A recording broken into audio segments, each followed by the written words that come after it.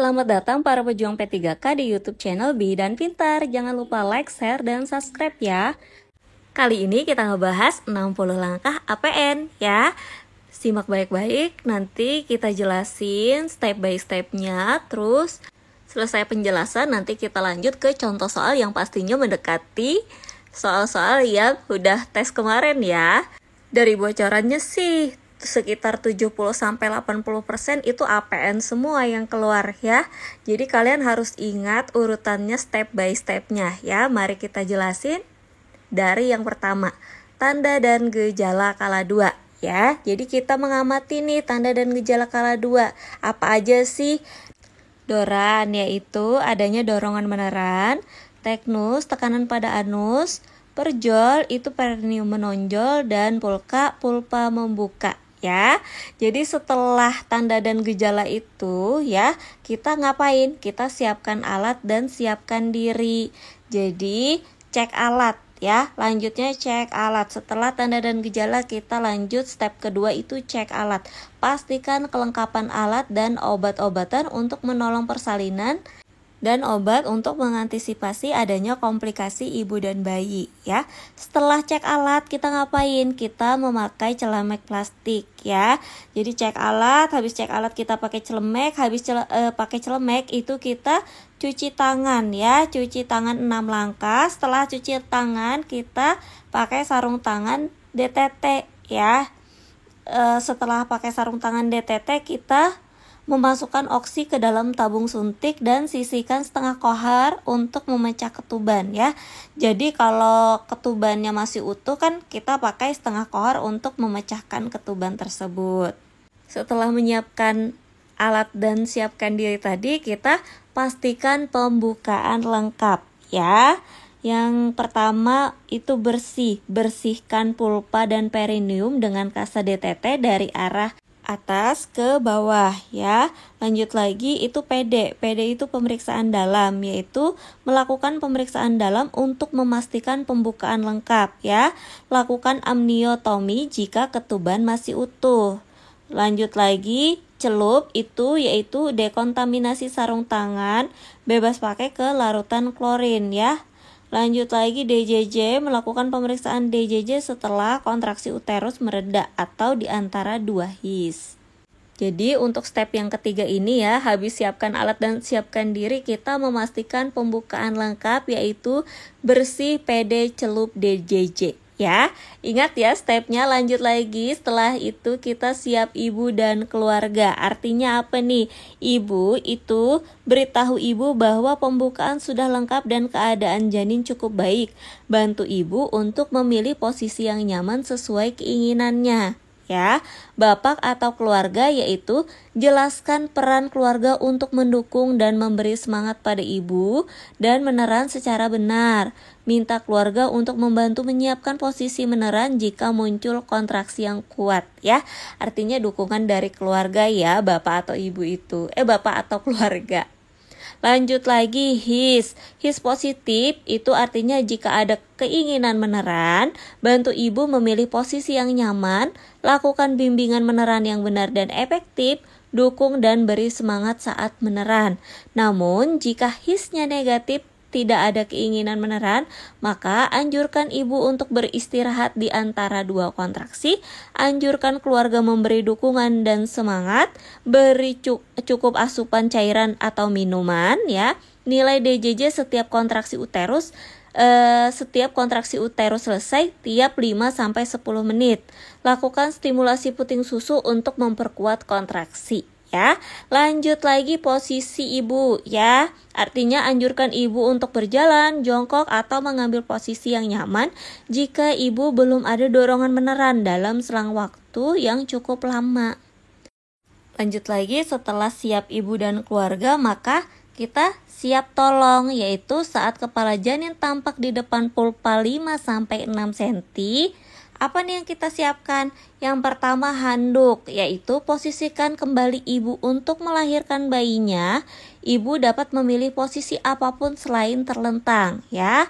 Pasang handuk di atas perut ibu. Ini sering banget pertanyaannya keluar. Contoh soalnya kayak gini biasanya ya. Apa tindakan selanjutnya yang dilakukan bidan ketika kepala janin sudah tampak di depan pulpa 5-6 cm ya? Kalau di opsi jawaban ABC itu gak ada handuk, gak ada bokong, gak ada bukang, gak ada sarung, berarti lanjut ke tolong kepala, bahu, badan ya. Biasanya apa step selanjutnya itu kita harus ingat step by stepnya ya. Jadi untuk bokong itu pasang alas bokong, buka itu buka tutup partuset, periksa alat ulang dan dekatkan alat. Lanjut lagi ada sarung, yaitu pakai sarung tangan. Setelah kita pakai sarung tangan, kita ngapain? Kita tolong kepala, bahu, badan. Untuk kepala itu satu tangan melindungi perineum untuk mengendalikan keluarnya kepala secara bertahap dan hati-hati untuk mengurangi regangan berlebihan pada vagina dan perineum. Satu tangan lagi melindungi belakang kepala agar kepala tetap fleksi ya. Anjurkan ibu meneran secara efektif atau bernapas cepat dan dangkal. Setelah kepala lahir, kita ngapain? Kita cek itu cek lilitan tali pusat. Periksa adanya lilitan tali pusat.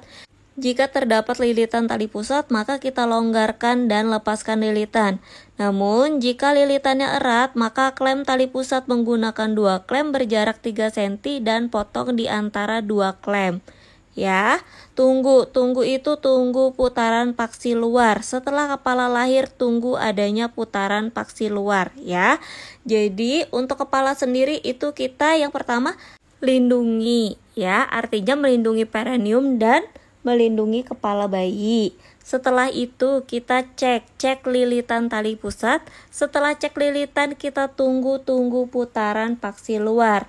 Lanjut lagi ke bahu. Bahu ini pegang kepala secara biparietal lalu arahkan kepala ke arah bawah untuk melahirkan bahu depan ya, lalu arahkan kepala ke atas untuk melahirkan bahu belakang. Setelah melahirkan bahu secara biparietal, kita ke badan. Badan ini ada sangga, yaitu setelah kedua bahu lahir, satu tangan menyangga kepala dan bahu belakang, tangan lainnya menelusuri lengan dan siku anterior bayi, serta menjaga bayi terpegang dengan baik. Lanjut lagi, setelah sangga kita susur. Setelah tubuh dan lengan lahir, penelusuran tangan berlanjut ke punggung, bokong, tungkai, dan kaki ya.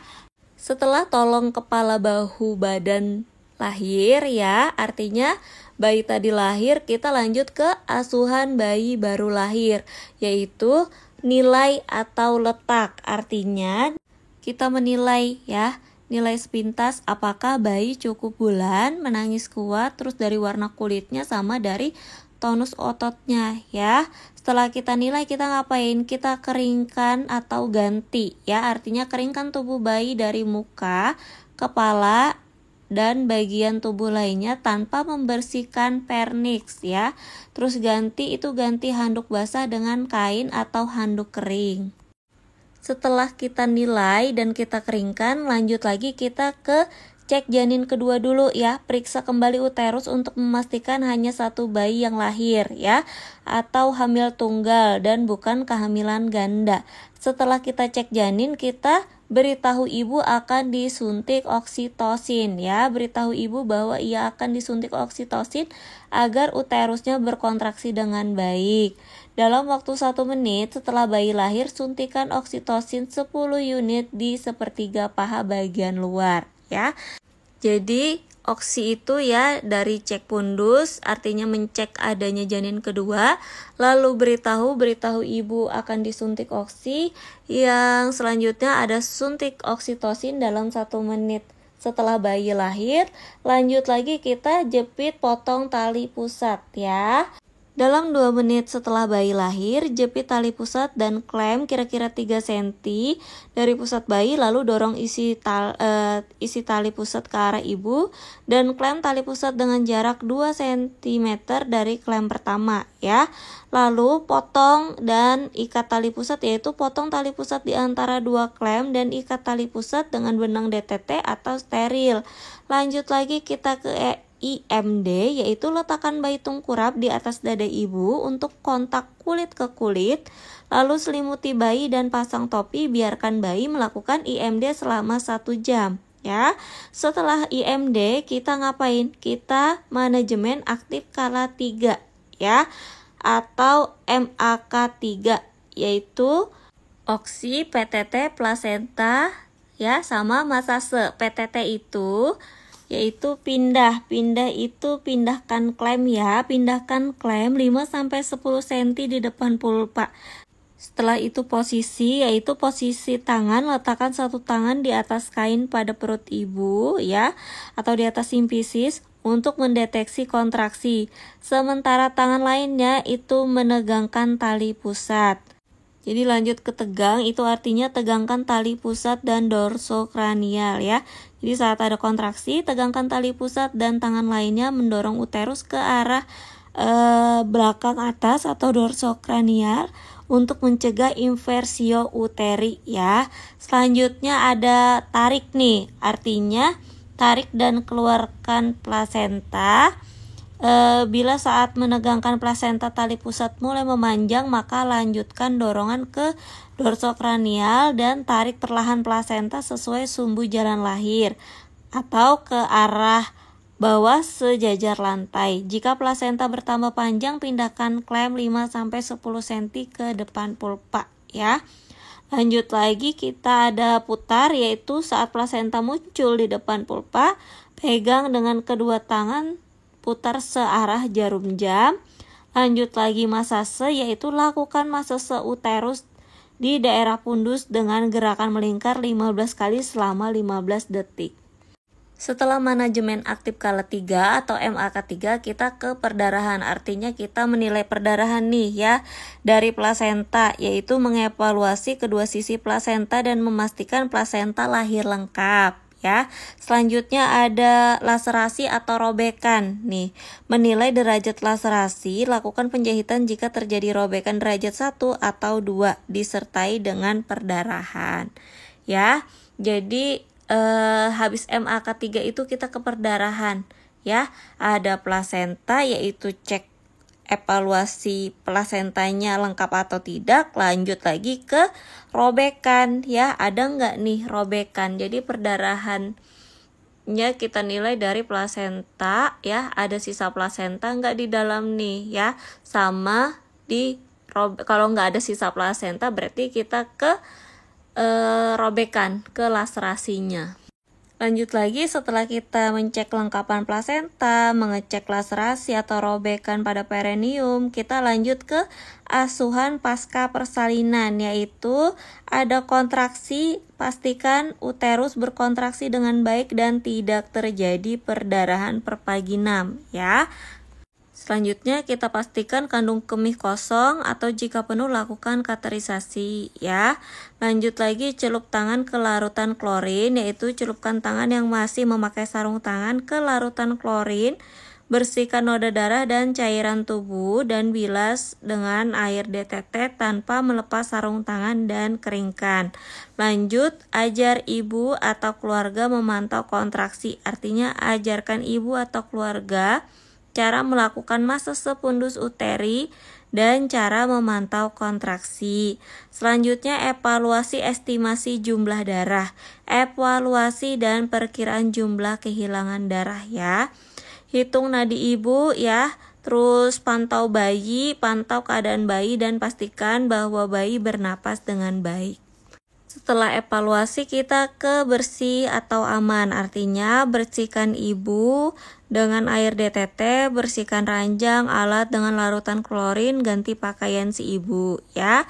Lanjut lagi, pastikan ibu merasa nyaman, artinya pastikan ibu merasa nyaman, bantu ibu memberi ASI, anjurkan keluarga untuk membantu ibu memberi makan dan minum. Selanjutnya dekontaminasi alat, yaitu tempatkan semua alat bekas pakai dengan larutan klorin. Ada buang bahan yang terkontaminasi ke tempat sampah yang sesuai. Lanjut dekontaminasi tempat ya, tempat persalinan dengan larutan klorin juga. celup tangan yang masih memakai sarung tangan ke dalam larutan klorin, lepaskan sarung tangan secara terbalik. Lanjut cuci tangan ya, cuci tangan dengan sabun dan air mengalir. Ketika itu pakai sarung tangan bersih, lalu suntikan vitamin K ya, vitamin K-nya 1 mg secara IM di paha kiri dan salep mata pada bayi, dan timbang lalu periksa bayi ya. Lanjut lagi ke hepatitis B, yaitu melakukan pemberian suntikan imunisasi hepatitis B di paha kanan setelah 2-3 jam setelah pemberian vitamin K ya. Lalu lepas sarung tangan, lanjut cuci tangan juga ya. Yang terakhir dokumentasi dengan partograf. Jadi itu tadi penjelasan dari 60 langkah APN ya.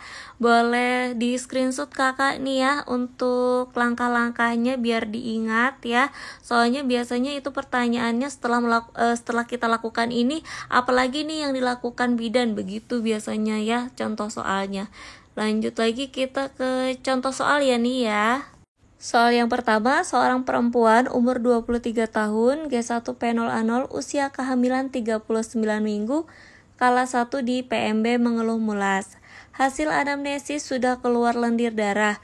Hasil pemeriksaan tensi 110/80, nadi 84, suhu 36,5, pernapasan 18, kontraksi 3 kali dalam 10 menit, lamanya 40 detik, DJJ 132 kali per menit, penurunan 2/5, pembukaan 6, porsio tipis lunak, ketuban utuh, UUK kiri depan. Yang ditanyakan, kapan dilakukan pemeriksaan dalam selanjutnya pada kasus tersebut? A. Ketika rasa ingin meneran. B. Setelah perineum menonjol. C. Pulpa membuka. D. 2 jam kemudian. Atau E. 4 jam kemudian. Ya, jadi ditanyakan kapan dilakukan pemeriksaan dalam selanjutnya. Pemeriksaan dalam kapan sih teman-teman dilakukan? Ya, dilakukan itu per 4 jam ya. Pembukaan serviks diingat itu tiap per 4 jam ya. Jadi di bawah ini adalah indikasi pemeriksaan dalam ketika bila ketuban pecah sebelum waktunya. Yang kedua, untuk mengevaluasi pembukaan cervicuteri. Yang ketiga, untuk menyelesaikan persalinan atau melakukan rujukan. Yang keempat, petunjuk partograf WHO itu setiap 4 jam sekali. Ya, jadi untuk soal di sini jawabannya yang E ya, 4 jam. Lanjut lagi kita ke contoh soal yang kedua, yaitu seorang perempuan umur 22 tahun, G1 P0A0, hamil 38 minggu.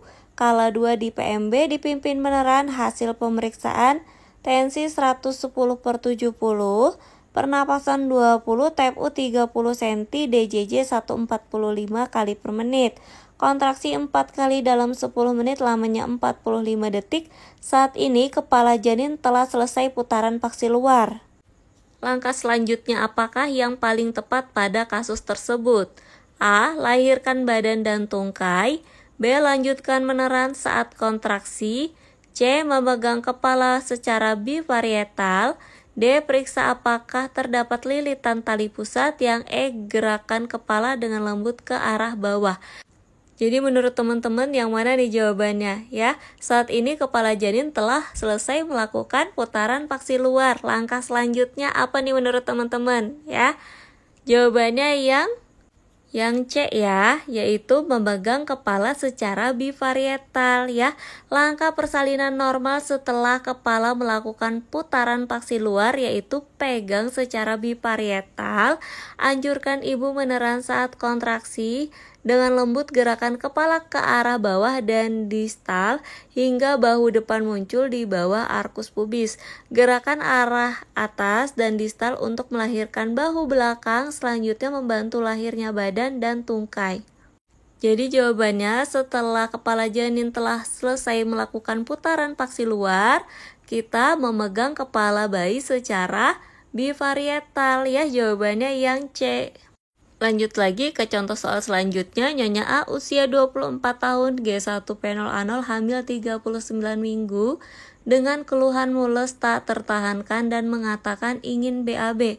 Hasil pemeriksaan tensi 110/80, nadi 80 kali per menit, suhu 36,7, pernapasan 18, DJJ 144, kontraksi 4 kali dalam 10 menit, lamanya 45 detik, kepala janin sudah tampak 5-6 cm di depan pulpa. Langkah apakah selanjutnya yang dilakukan pada kasus tersebut? A. Memberitahu ibu bahwa perlu dilakukan episiotomi. B. Melibatkan pendamping untuk memberi minum. C. Memfasilitasi ibu melakukan posisi meneran. Yang D. Memasukkan oksi 10 unit ke dalam subwit. Yang E. Memasang sarung tangan DTT. Jadi jawabannya yang mana nih menurut teman-teman ya? Karena kepala bayi sudah tampak 5-6 cm di depan pulpa, maka kita memfasilitasi ibu melakukan posisi meneran ya. Yang D, posisi yang tepat akan mempengaruhi kemampuan ibu untuk meneran. Seorang bidan hendaknya membiarkan ibu bersalin dan melahirkan memilih sendiri posisi persalinan yang diinginkannya ya. Jadi bukan berdasarkan keinginan bidannya ya. Jadi bidannya itu tetap mengajarkan ya opsi-opsi mana nih yang bagus agar persalinannya berjalan lancar ya, memberikan pilihan posisi yang nyaman buat ibunya. Contoh soal selanjutnya yaitu seorang perempuan umur 25 tahun, G1 penol anol, usia kehamilan 37 minggu, kala 2 di PMB. Dengan keluhan ingin meneran, hasil anamnesis ingin BAB, hasil pemeriksaan tensi 110/80, suhu 36,8, nadi 90, pernapasan 20, TFU 34 cm, di DJJ 148, kontraksi 4 kali dalam 10 menit, lamanya 45 detik. Pembukaan lengkap, ketuban positif, UU kaki kiri depan, tindakan apakah yang paling tepat pada kasus tersebut? A. Pimpin meneran. B. Segera episiotomi. C. Lakukan amniotomi. D. Ajarkan teknik relaksasi. Yang E. Posisikan ibu senyaman mungkin. Ya, yang mana nih teman-teman? Ya, dari soal kita lihat bahwa pembukaannya sudah lengkap, tapi ketubannya masih positif nih ya. Ibu juga udah mengeluh ingin meneran. Jadi yang mana nih? Jadi tindakan selanjutnya ya yang kita lakukan ialah melakukan amniotomi ya, yang C. Amniotomi merupakan suatu tindakan untuk memecahkan ketuban pada saat pembukaan sudah lengkap. Ya, jadi untuk soal tersebut jawabannya yang C ya, melakukan amniotomi. Lanjut lagi ke soal selanjutnya yaitu Nyonya S umur 30 tahun telah melahirkan anak ketiga secara spontan pada jam 3.30. Bidan telah memberikan suntikan oksi 10 unit pada jam 03.32, kemudian dicoba melakukan PTT tetapi plasentanya belum lepas. Pada jam 3.45 belum juga didapatkan tanda-tanda lepasnya plasenta.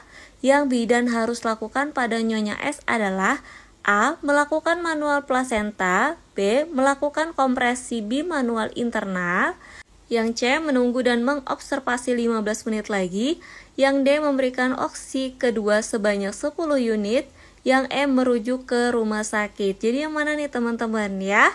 Dari soal kita lihat bahwa lahir bayi itu jam 3.30, terus pada jam 3.45 artinya sudah 15 menit itu belum ada tanda pelepasan plasenta. Jadi kalau belum ada tanda pelepasan plasenta selama 15 menit pertama kita lanjut ke oksitosin kedua ya. Setelah oksi yang kedua kita PTT ulang lagi selama 15 menit ya. Kalau plasentanya belum lahir maka kita lakukan manual plasenta. Itu pun kalau ada tanda-tanda semburan darah. Tapi kalau tidak ada semburan darah ya, maka kita lakukan rujukan ya. Terus kalau plasentanya lahir, maka kita lanjut ke masase uterus. Lanjut ke langkah APN selanjutnya. Untuk contoh soal selanjutnya kita lanjutin di part selanjutnya. Terima kasih buat yang sudah nonton. Jangan lupa like, share, dan subscribe ya teman-teman. See you.